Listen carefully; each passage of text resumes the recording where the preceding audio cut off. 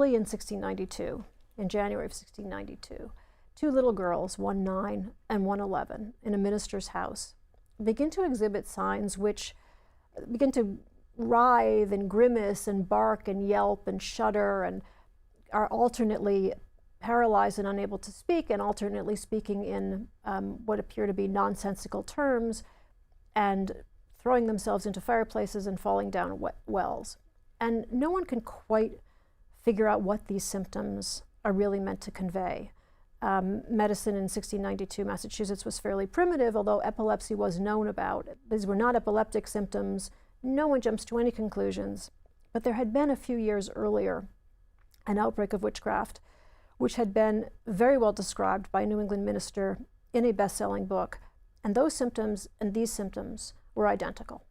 So fairly soon thereafter, no one rushes to an immediate diagnosis, but several weeks after these girls begin to exhibit these signs, and after they have spread to another household, a diagnosis of witchcraft is made.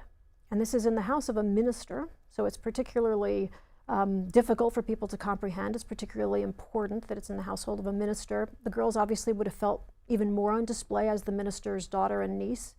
And once a diagnosis of witchcraft is suggested, then obviously a witch needs to be found.